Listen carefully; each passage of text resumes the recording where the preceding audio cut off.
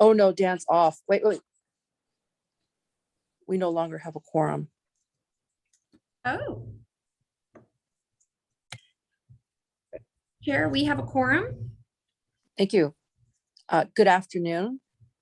My name is Karina Lopez. I will be chairing today's meeting for the East Bay Community Energy Executive Committee meeting. Today is Friday, June 24th, 2022. The time is 12:10.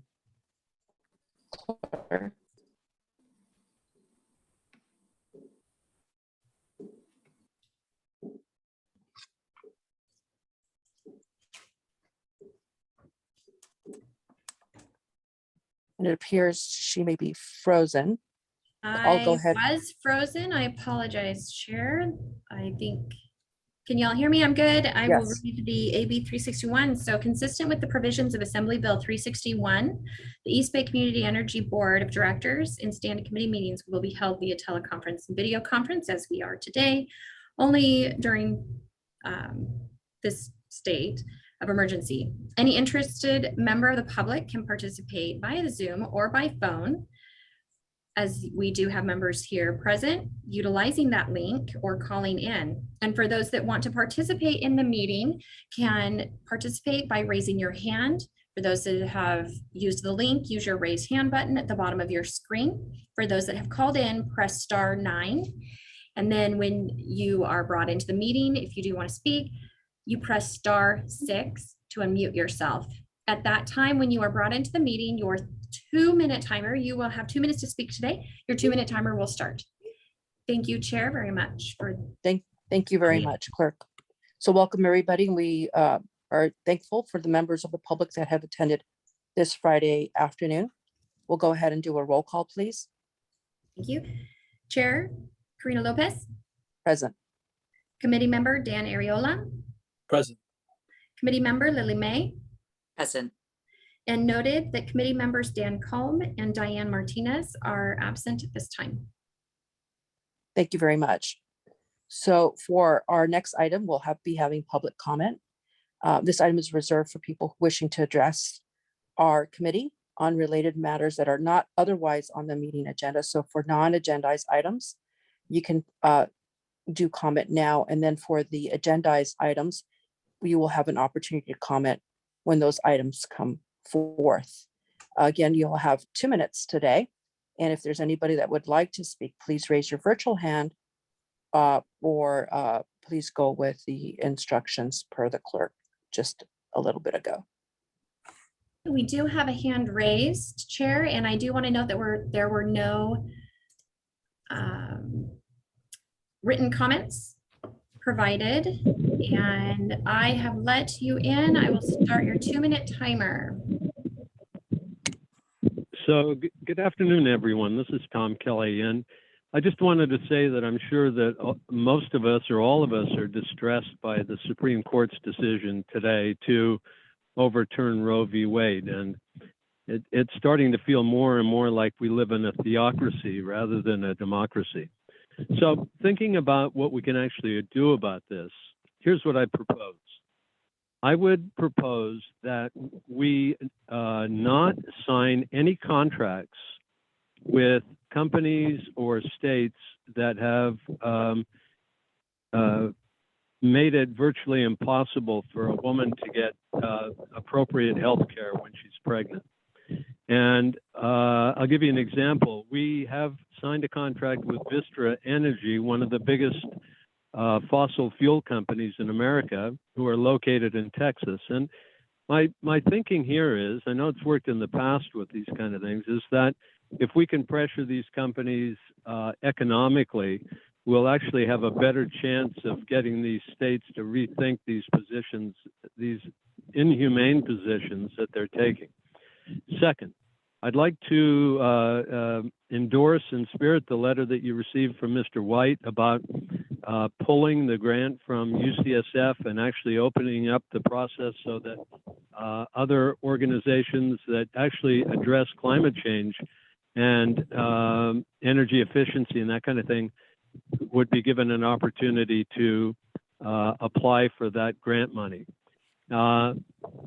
And that's the final thing, if I have a few seconds left, is just to say that our JPA requires us to beat PG&E on greenhouse gas emissions. And we're, as I've told you before, we're not. And I would really love to see a real discussion among the board members about why that is and what we can do to correct that. Thank you very much. Thank you very much for your comment. Are there any other further comments in the queue, clerk? We do not have any other hands raised at this time. Thank you very much. We'll move on to our next item. And for the regular agenda, we will be changing the order. We will be taking 3, followed by item 5, followed by item 4. So for item 3, the approval of the minutes for April 29th, May 16th, and May 27th. Do I have a motion to approve the minutes, or is there any kind of changes or amendments, corrections? Clerk, can you please mute the 510684 number? We're getting some background noise there, please. Thank Thank Move to you. approve the Yep. minutes. Thank you very much. I'll Do I have a second? I'll Thank you second. very much. There's a motion by member Ariola, seconded by member May, to approve the minutes. Can we have a roll call vote, please? Committee member Dan Ariola, Yes. committee member Lily May, Yes. chair Karina Lopez. Yes. Motion passes unanimously by members present. I'm here now. This is Councilmember Call. Councilmember or committee member Dan Call. Aye. Thank you very much. So we have our minutes approved. Next item will be item 5, the joint rate mailer and 2021 power content. This is a recommendation. Good afternoon. I'm sorry, this is an informational item. Correct. Yeah, okay. So I'm going to frame it up and then I'm going to hand it off to my colleagues, Annie and Izzy, to provide the presentation. So this is a presentation that we've given every year where we have provided a review to the board of a mailer that is being sent out to all of our customers per a California Public Utilities Commission requirement that we show in this specific format, a comparison of our rates and a comparison of our power content to that of PG&E's. This is for the power content, it covers 2021. For the rates, it covers our currently available rates, though in this particular case, it's not our current or the rates that we will be offering as of July 1, which will be at a 3% discount. Because of the timing, we're actually required to show the rates that were effective previously, which is a 1% discount. One thing I will note, and this is something Annie will get into more detail, is when we're looking at our 2021 joint rate mailer, one of the things that we found, and frankly, we were a bit surprised to see ourselves, was that PG&E's renewables procurements for 2021 ended up significantly higher than our forecast. And as such, they ended up higher than our renewals procurement for 2021. Part of the challenge we had, and one of the reasons why this board voted to change our approach to renewables procurement, is that we are not able to actually know what PG&E's actual level of renewables procurement is going to be for a given year. So today in 2022, the best data we have is what PG&E's procurement in 2021 was, and we don't even have that until the middle of this year. And so in the past, what we've done is we've taken prior years for numbers, and we've added 5% buffer on top of that to ensure that over time, we're going to continually sort of work to achieve higher levels of procurement. In this particular year, 2021, that approach actually ended up with us having lower procurement levels. But in previous years, that has resulted in us having higher than 5% procurement levels. So on average, over our 3 full years of operations, this approach has generally worked pretty well. But again, we're we have moved away from that going forward and really focus on our path to 100% clean, while also seeing many of our communities move to 100% renewables, which sort of obviates the comparison. So Annie, I'll let you take it from there. Thanks, Nick. Good afternoon, Executive Committee members. I'm going to keep my video off today to preserve my internet quality. So apologies for that, but hopefully you can see these slides that are in front of you. So I wanted to start with a very general overview. We're focused here today on the joint rate mailer, which is an actual mailer that goes out to our customers, but there is another document called a joint rate comparison. Just wanted to outline the differences between the two. They're both required by the PUC, but the joint rate comparison is a document that lives only on the internet. It is not something that we mail out to our customers. It is required within 60 days of any rate change, be that EBCE or PG&E. And it does not include our power content. It includes only the 22 most common rate schedules that we serve. Again, that's then updated throughout the year as rates might change. Whereas the joint rate mailer is a one-time annual mailer that is sent out to customers via email or hard mail. It is co-branded with PG&E. It goes to all of our eligible customers, including those that have opted out. So if they opted out 3 years ago, they still get this. It does include draft power content, which is part of what we're focused on here today, and it has to be sent by July 1. There are 4 versions of the joint rate mailer, one that represents the most common rate for a residential customer, most common for small business, then in fact, it's actually small, medium, and large business or commercial and industrial. If we could go to the next slide, please. There are some changes that have been made this year to both the joint rate comparison and the joint rate mailer to show that PG&E customers also pay a power charge indifferent adjustment fee, what we often call the PCIA. They have always paid this. It's just previously been embedded within the PG&E generation costs. So we're seeing that broken out on the joint rate comparison, which is currently up on our site. And in that joint rate comparison, we use the most common vintage PCIA for EBCE customers, which is 2018, whereas the PG&E component includes the most current PCIA vintage, which is 2021. So PG&E bundled customers always pay the most current vintage. It is currently posted with our value propositions of 1% discount for Bright Choice and for the 1 penny adder for Renewable 100. We will be updating that in the future to reflect the new value propositions that were approved by the board earlier this month.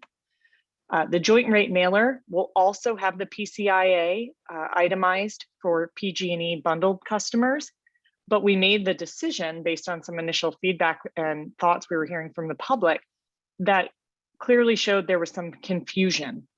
When PG&E was using the most current PCIA, which is higher, their gen rate appeared lower than EBCE because we set our generation based, or we look at the overall cost, the EBCE gen rate plus the PCIA, and we set that to be 1% less than PG&E gen rate plus the PCIA. So in order to make this more clear to a customer, our joint rate mailer will use an apples to apples approach where both EBCE and PG&E rates are shown with the most current PCIA.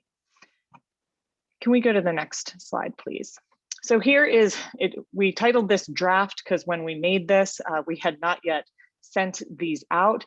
They are now actively being delivered into customers' email inboxes and soon to their actual mailboxes if they're getting a hard copy version. I will note that this has been approved by the Public Advisor's Office, which is the division of the CPUC. So some of you might have already received this. Next slide, please.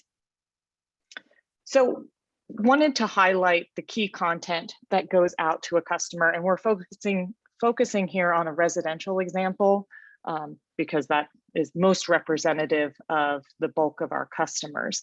So on the left, you can see the joint rate comparison. And if you go down to, if you look from the left at the second and third column and down to where I've underlined the PCIA, you can see that in the PG&E column, the PCIA is higher than what we're showing for an EBCE customer. But if you look at the second from the bottom row, you'll see that the total electricity cost for a Bright Choice customer is in fact below PG&E, because you need to add the gen rate plus the PCIA plus delivery to get the total cost. So because that, we felt that could be kind of confusing for a customer for the joint rate mailer, we decided to go with an apples to apples approach.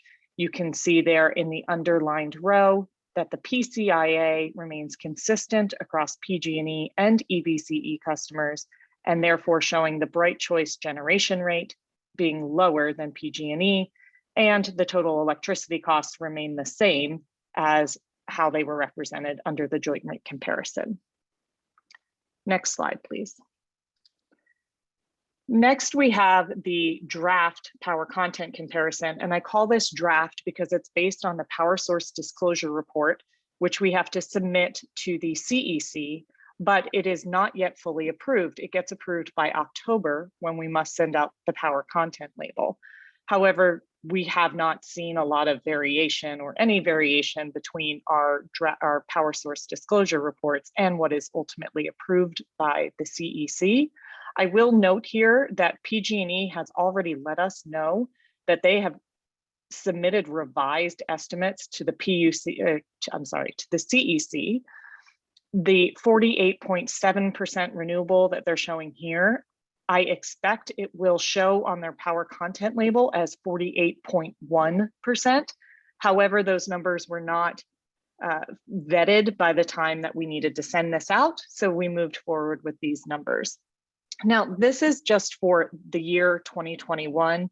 As Nick noted in his introduction, over the course of the last 4 years that we've been operational, 3 of those years being a full year of operation, we have consistently come in with higher renewables numbers than PG&E.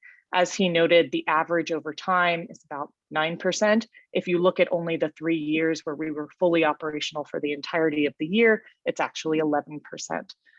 So we have continued to evolve our methodology on how we're setting Bright Choice based on our ability to really predict what PG&E is doing, but now really moving away from that and setting our own targets, which is based on the 2030 100% clean target.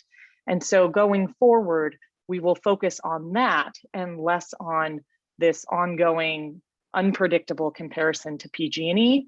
As Nick also said, this becomes sort of less of an issue as we do see more of our cities choosing to default their communities to Renewable 100, which is of course 100% renewable. I will also note that for this year, even with this current number for PG&E under renewables, when you look at their renewable and large hydro combined versus EBCE, we are 5.5% higher than PG&E. I do not include the nuclear in this comparison because our board responded to a robust outpouring of comment by our communities and decided to reject an allocation of nuclear power from PG&E. Therefore, our appropriate comparison is really on the renewables and the large hydroelectric. Can we go to the next slide, please? So here is just a reiteration of some of the things that I said. Our previous policy, as Nick mentioned, was to look at the PG&E forecast at a buffer of 5% as some level to ensure that we're higher. So our goal for this year was 41.2%. We in fact came in higher than that, but PG&E's numbers shifted from their forecast. This graph here is showing what our true focus is now going forward, which is to meet the steps required for the 2030 goal of 100% clean. And this was something that was presented to the board in April of this year. Next slide, please. Again, just reiterating and sort of focusing in on this Bright Choice targets, which for this year it was 41%. We came in at 42.3. Next year it'll be 50% renewables, and in not next year, this year. In fact, 2022, we are actively procuring to reach the target of 50%, and next year it will be 54%. Next slide, please. So we wanted to sort of call out some key talking points and highlights of this joint rate mailer and the joint rate comparison.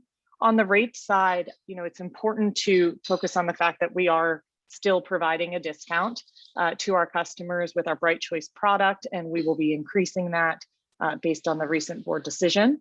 And then on the PCIA, as I've mentioned, PG&E customers have always paid this. It's now just being pulled out from the generation rate and shown as its own individual line item to make a better comparison.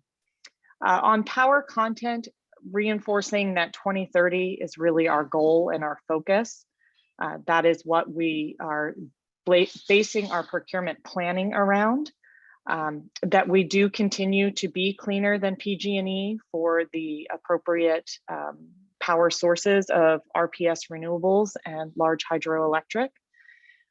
This was a path advocated by the public and chosen by the board so that we continue to move towards 100% clean while not accepting nuclear power.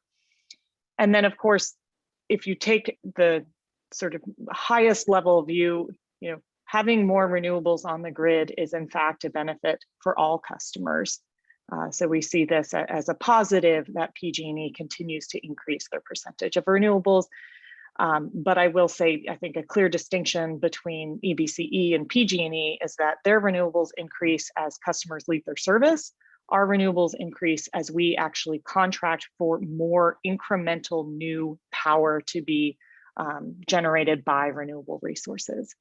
So we can move on to the last slide, which I just wanted to note that we do have future customer communications around the same power content topic, and that is the power content label mailer. So the joint rate mailer is highly prescribed. It is a template that we have nearly zero ability to change. But the power content label, we can provide additional messaging points when we provide the power content itself. I apologize, I wrote in error that it must be sent by September 1. It's in fact October 1. But some areas that we can focus some of the customer messaging is around the diversity of cities that are defaulting to Renewable 100, our 2030 goal of 100% clean, the increased savings for Bright Choice and the lower premium for Renewable 100, the bill credits to our low income customers, as well as the other components that were recently approved in the budget, the increased spending for local programs, innovation grants, more renewables. We can highlight the Scott Haggerty Wind Energy Center, which I think is a fabulous project.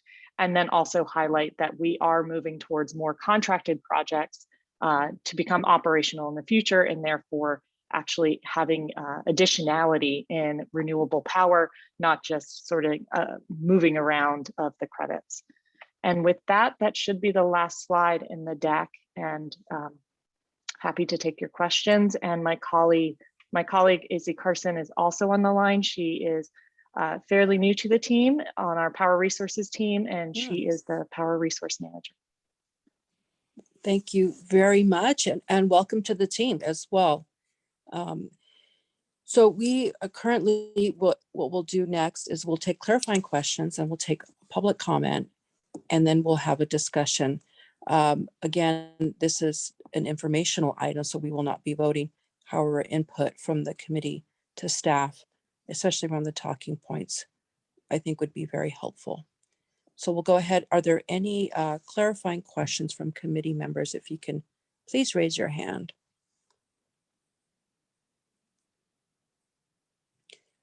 Member Kalb, go ahead. Thank you, Madam Chair. Thank you, Annie, Nick. So if our other CCAs in the Bay Area and PG&E service territory area, what are they? What's happening there? Are they having the same surprise as we are?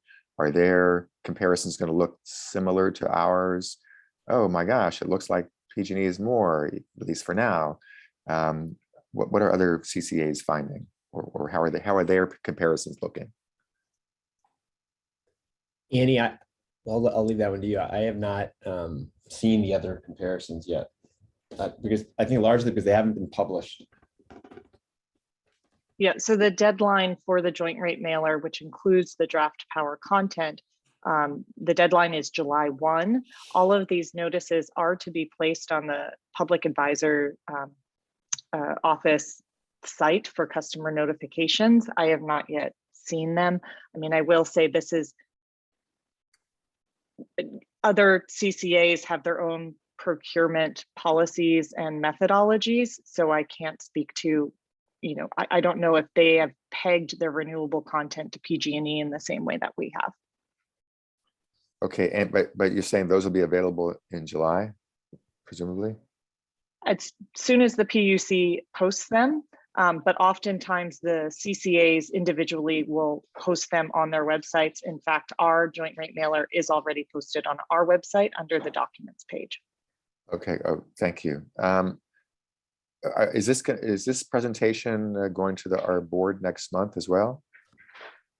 Typically, we have not made this presentation multiple times because this is a kind of a factual informational item, just that we present. We either typically presented it to the exec-com or the full board, depending on what is the closest meeting associated with the mail date. Certainly, we have the ability to make this presentation to the full board if that is the will of the body.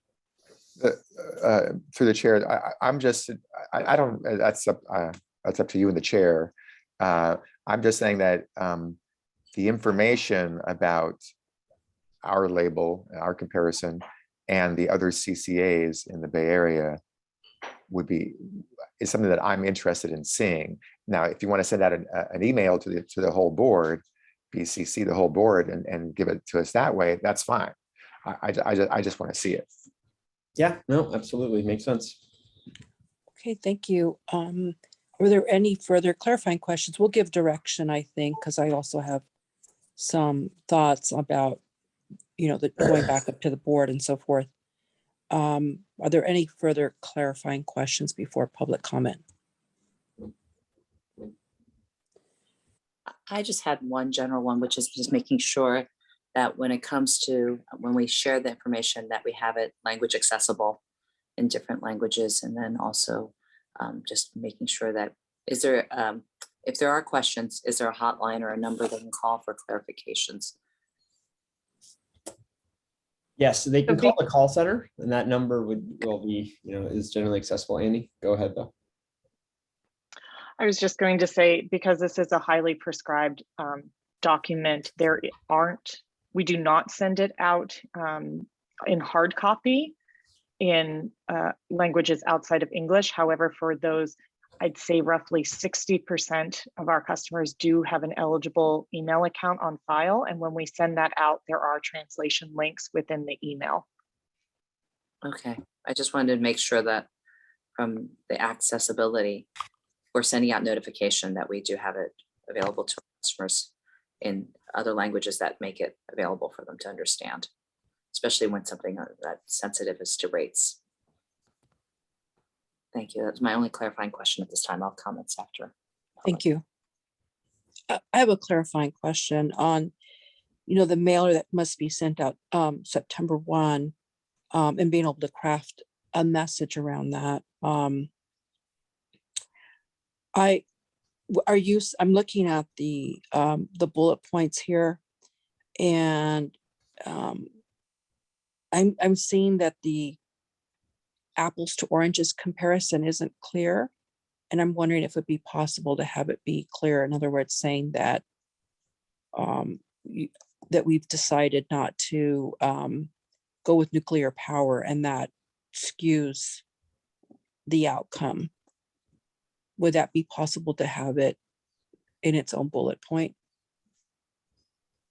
So you're referring to the power content label mailer, which has to go out by October 1, represented here as September 1, because that was my error. Okay. We do have the ability to add additional messaging within the power content label. And can take that direction on what the board wishes for us to include in Okay, that content.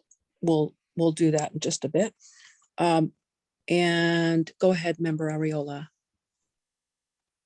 Thank you. Just something that was really similar to that. And when I was looking at the slide related to talking points about how the PCIA is embedded within the generation rate, I know at least among my constituents, that was a concern.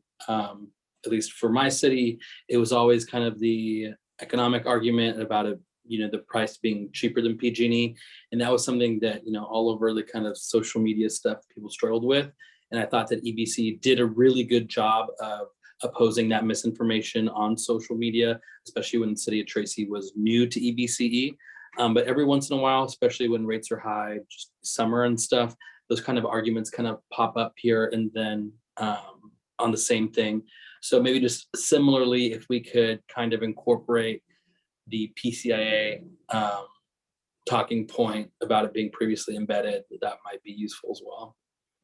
Or otherwise, can continue that messaging here and there more regularly on social media, because that was a tough point for a lot of folks. Yeah, the power content label mailer will not include a rate comparison. It'll just be the power content, but we can certainly make sure that that is incorporated into our messaging on social media as follow-up to the joint rate mailer, which is already out to customers. Thank you very much. Are there any further clarifying questions before public comment? And I see no raised hands, so we'll go ahead and go over to public comment, please. Thank you, Chair. Clerk? For those who are in attendance that would like to speak, please raise your hand. I'm bringing in one member to unmute yourself. You hit *6 and your 2-minute timer will begin.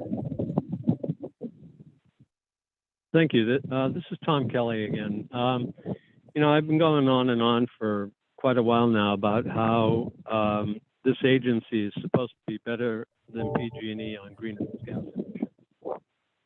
And frankly, I've never really had an answer to that. I mean, we did well in 2018 and 2019, and then the bottom fell out of it after that. And in trying to figure out how that happened, I realized that, we talk about beating PG&E on renewables, but isn't it the case that some of those renewables are actually have carbon emissions associated with them?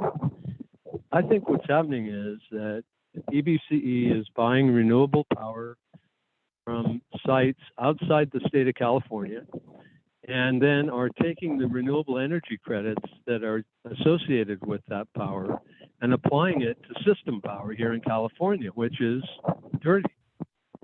And so maybe I'm wrong, maybe I'm completely missing the point here, but it's the only rational reason I can see for why all the other CCAs in Northern California are so much better on GHGs in spite of what their power mix is. So to me, I'm going to be honest, it feels like a con. It feels like we're being told, we're doing better than PG&E on renewables, but PG&E's renewables are carbon free. So Nick, you're on the line. Annie, you're on the line. If I'm wrong here, tell me, straighten it out for me and explain to me why we're 3.5 times worse than PG&E on greenhouse gas emissions and hundreds of times worse than Peninsula Clean Energy, Marin Clean Energy, and others. Thank you. Thank you very much. Clerk, for the next comment, please.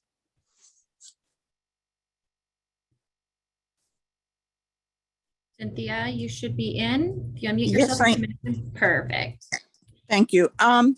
I just wanted to speak when I was looking at the Bright Choice composition. The 40%, I know this has to go out, but the 40% unspecified, for me, looking at that, appears to be, well, I want to know what the 40% unspecified is, I know that we're moving towards more renewable energy.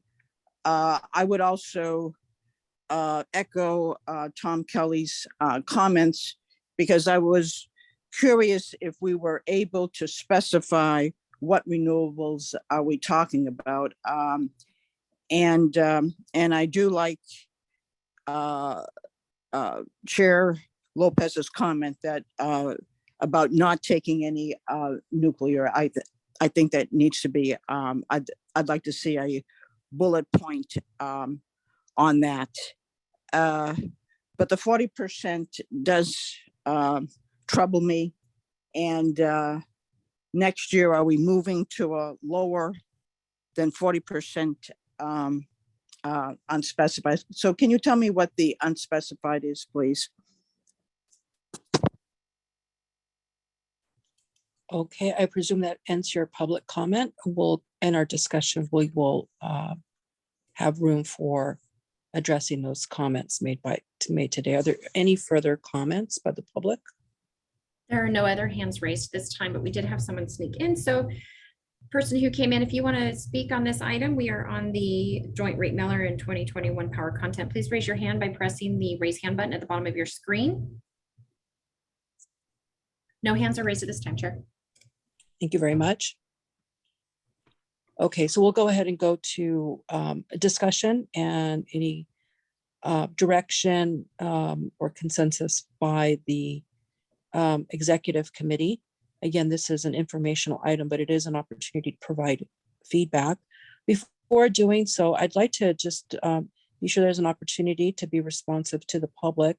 And so if staff has any comments that were, for questions and points of clarification or some insights, if you can please provide those at this time before the committee goes into discussion. Yes. So to the first question that was asked about our greenhouse gas emissions, this is a topic that we have covered on multiple occasions. And so, I'll share the same answer that we shared in February when we gave this presentation. I believe we gave a presentation like this in March, at least twice to the board and the CAC. And it is that, first and foremost, when you compare us to PG&E, this year is a good example. PG&E's power content has very significant amounts of nuclear power. I believe in excess of 35%. Is that right? Izzy, if you have I'm not sure you have it in front of you right now. I don't have it out on the screen in front of me, but it's thereabouts, right? 39.3. 39.3. So PG&E has 39.3% nuclear in their power content. This board has very explicitly made the decision to not accept a share. It's, our share of nuclear.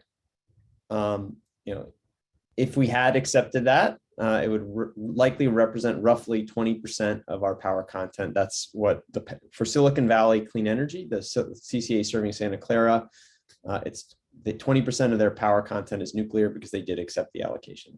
But that was a decision this board made, that we do not view nuclear as clean, sort of under our sort of view of what constitutes clean energy. And so, that is the single greatest differentiator between us and PG&E. In fact, if you exclude nuclear and you just take renewables plus large hydro, in 2021, EBCE had 5% more clean energy than PG&E because we had roughly 15% large hydro and we had 42% renewables. PG&E had 48% renewables and roughly 4 or 5% large hydro. So that's the single largest factor. The next factor is, yes, we do have PCC2 renewables. These are renewables that are generated out of state. And up until 2019, the carbon accounting that was allowed by the state of California was a global carbon accounting. So if you reduced emissions in Oregon, you could count that emission reduction as long as that energy is, there's connectivity between the grids. So you can't just buy it in Texas. It has to be part of an interconnected grid. And and there has to be coincidence, there has to be energy that flows into the state of California associated with it. Those were counted as zero, not only renewable, but zero emission. California changed its emissions accounting to only account for emissions reductions that occur in California. The result is that while PCC2s continue to count as renewables, they no longer count as carbon-free. This was a change that EBCE disagreed with, fundamentally on a methodological basis, because emissions reductions that occur in California or Oregon are still emissions reductions. Emissions are a global phenomenon, and reductions in Oregon are equally beneficial as reductions in California. Nonetheless, the change was made. So those are the two primary drivers of why our emissions are different than those of PG&Es. To the second question, I believe that actually answered both questions, right? Or I appreciate that. Yeah. I appreciate it very much, Nick, for providing clarification to the public who's here on a Friday afternoon with us. Thank you. Okay, so committee members, I'd like to go ahead and get direction. There were a number of things I've heard. Firstly, there was the desire by member May to have this be multilingual. So I'll go ahead and just start that discussion since it's already been put on the floor. Additionally, I think there were a couple of other things or suggestions put on the floor. If we can start with that one. Would it be possible to have the mailer that goes out in October be multilingual? Yes, this is Annie. Yeah, go ahead, Amy. Oh, I just wanted to respond to that. Last year's mailer, which is for the power content label, which is also up on our website, we did do portions in English, Spanish, and written Chinese, and we will continue with that format for this year. Excellent. And I presume there will also be some phone numbers in those sections that if people want further information in the appropriate Absolutely. language. Okay, wonderful. Thank you very much. I appreciate that. Committee members, if you can raise your hand and provide any suggestions or input, some that has already been provided, but if you can go ahead and repeat that so we can be sure it's all included. And I will recognize, I don't see any hands raised by my colleagues. So there was a member Ariola had requested some information to be sort of earmarked out or explained a little bit more regarding the PCIA. I think that this is a good suggestion. I think whenever we have a mailer or there's an educational opportunity, some clarifying information around the PCIA, I think would be good. It's a bit confusing for people obfuscatory about what that means or what it is, and I think just people knowing that it's around transmission of energy, which is not part of our infrastructure, would be in order, and especially as we continue to onboard more jurisdictions, I think it should probably just be formulaic in some sort of either bullet point or footnote in our communications with the public. Does that about cover it there with my committee members for any further direction? I think member Calvert had also some insights. I don't know if he's able to share that, but I think the staff has gotten some of those comments. So if you can be sure to include all of that and some of those insights in the mailer or future communications by EBC, I think that would be most appreciated. I see no further hands raised on this item by the committee members. So we'll go ahead and move on to the next item. Thank you very much for the presentation. I will just ask as the chair that this, and I know it hasn't been done in the past, but given that this is an outlier, I think it would be good for this to go forward to the full board. Okay, sounds good. I appreciate that very much. So we'll go ahead and move on to the next item. And we had taken the items out of order. So we have just covered item 5, which is information only. Now to item 4, which is actually an action item. It's a legislative update. Go ahead. Great, thank you, and good afternoon. I'll just get straight into it. So if I can have the next slide, please.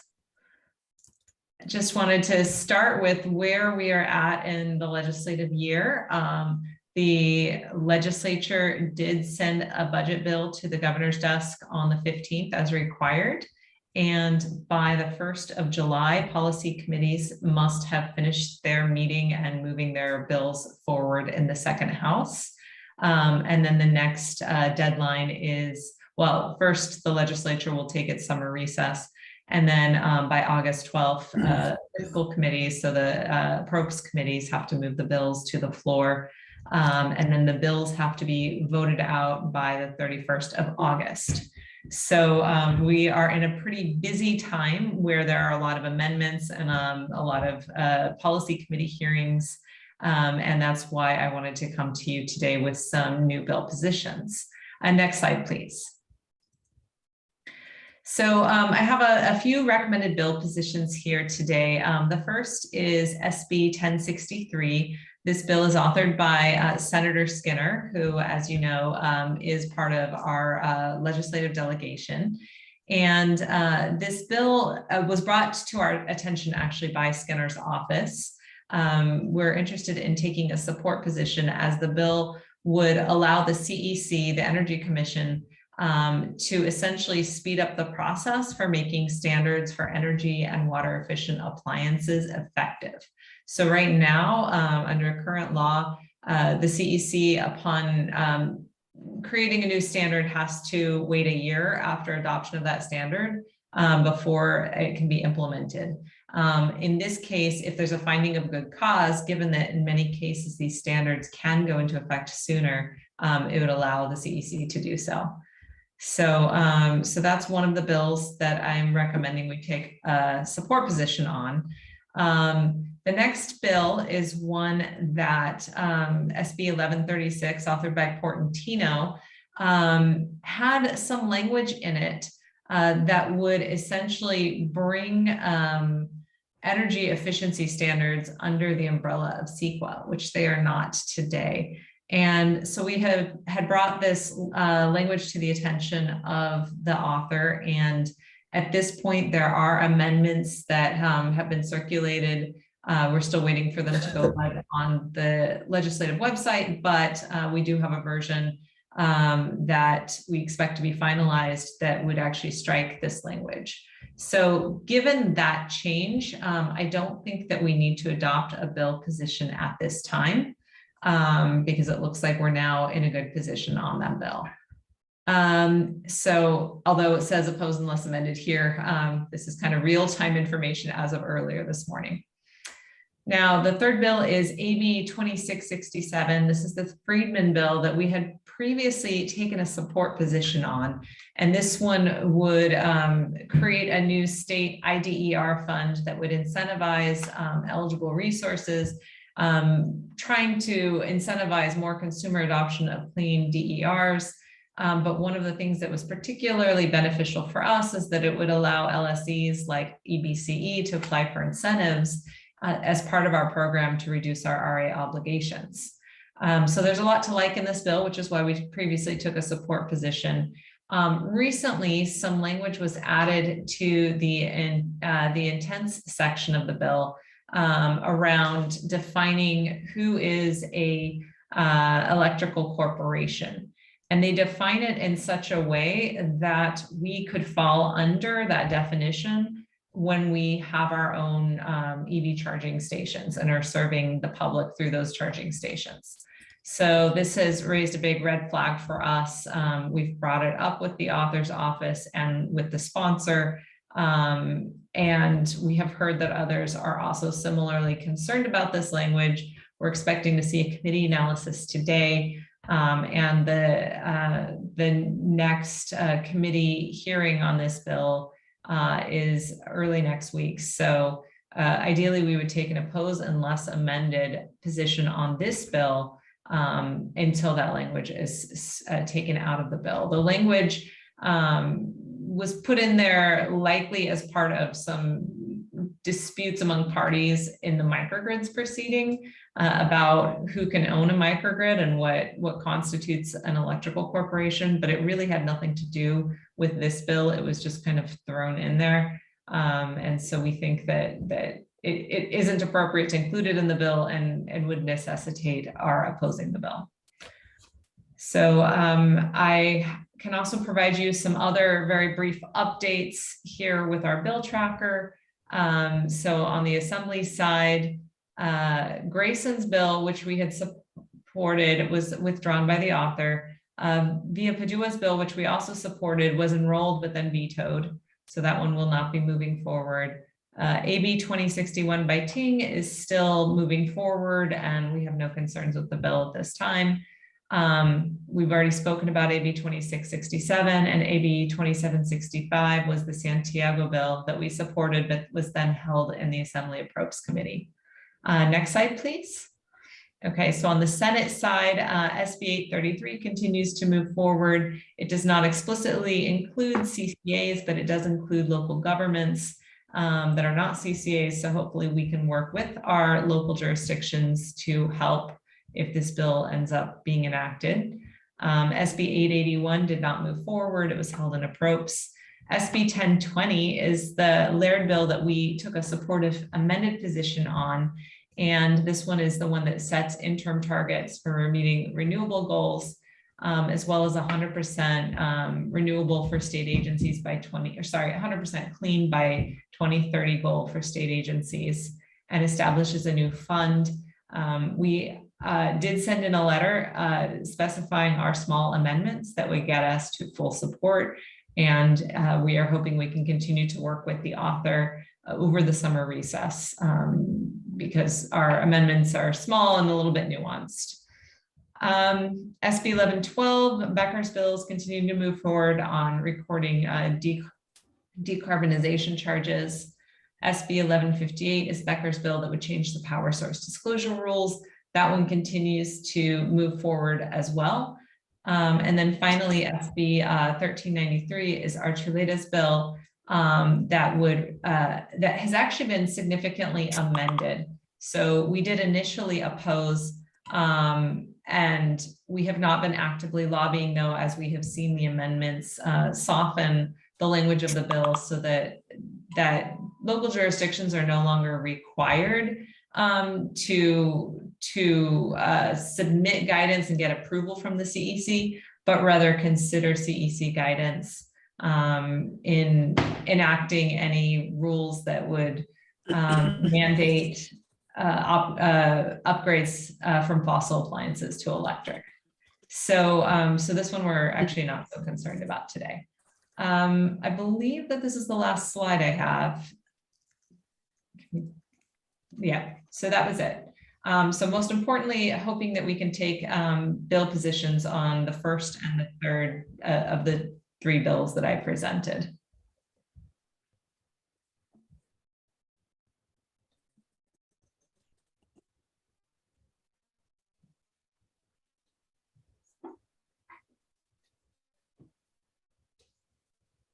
Madam Chair, I'm happy to make a motion. I don't know if we have public comment on this item yet.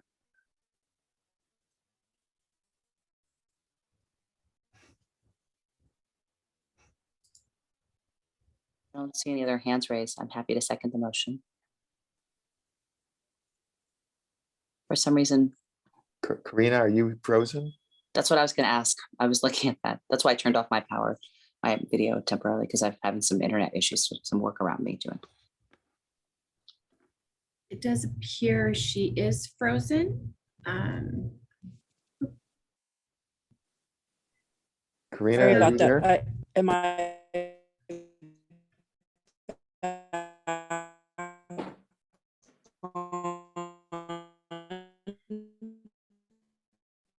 I am not here. All I'm getting is static from Chair Lopez. Getting static too.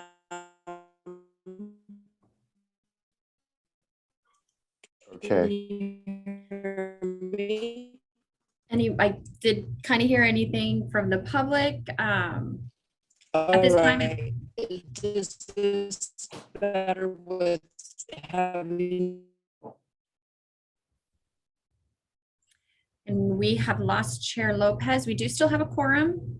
Okay. But Chair Lopez did drop off. I'll keep my eye open on the attendee list for her coming back. And so, We do have a motion and a second. Yes. If you could confirm that there is or isn't public comment, that'd be great. thank you, committee member. I will do that. Anyone from the public that wishes to speak, if you can raise your hand, pressing the raise hand button at the bottom of the screen, you'll have 2 minutes to speak. There are no hands raised at this time, and Chair Lopez has returned.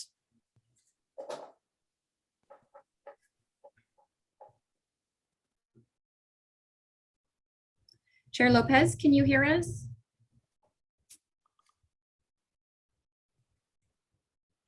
I'm still getting nothing from Chair Lopez. Okay, well, I think we're probably okay to vote on the motion as, and the motion was to the staff recommendation on the two bills that we don't yet have a position on. Okay. Taking roll on that motion, committee member Dan Ariola, Yes. committee member Dan Call, Aye. committee member Lily May, Yes. Chair Karina Lopez, Yes, great, thank you very much. The motion passes unanimously by members present. Thank you. thank you very much. I'm sorry it cut out. Can you hear me? Yes, thank you, very clear. Thank you very much for continuing on with the meeting. So we're on the next item of our agenda. Let me just get back into my document here. So we've covered four covered items in the regular agenda 3, 4, and 5. We're currently at 6. Are there any committee member and staff announcements, including requests to place items on future board agendas? If you can raise your hand. I see no hands raised. We go to item 7, which is adjournment of our meeting.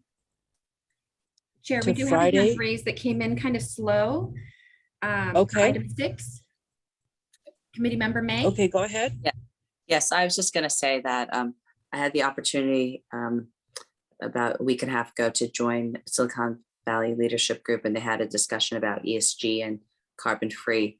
And I know that they had several of the other CCAs in conversation. I just hope that we continue to partner, and there's some great outreach and efforts in terms of with businesses and the community to be able to create that awareness. And I'm hoping that we continue to participate in that. And I wanted to commend, I know they cited East Bay Community Energy as a partner in that. Thank you very much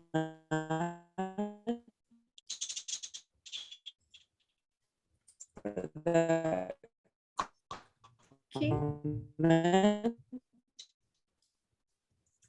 Are there any further comments? There are no additional hands raised at this time, Chair. Committee members?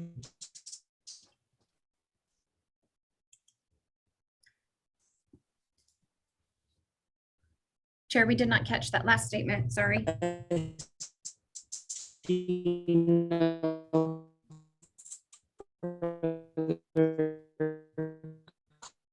comments.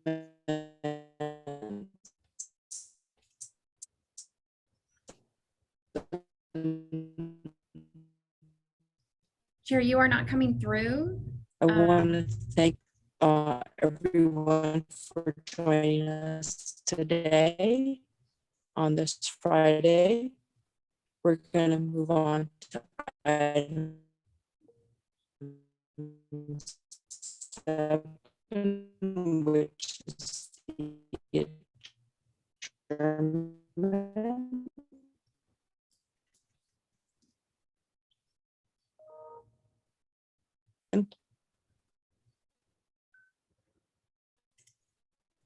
Sorry, Chair. Thank you. We have- We adjourn. We Okay. have lost, Wonderful. but we did hear. I think we did get, we are adjourned We there. did We are get the we are adjourned. adjourned. So at this time, please note for the audio record that the chair has adjourned the meeting at 1:10 p.m. Thank you. Bye-bye. Bye. Be well, be safe, be healthy.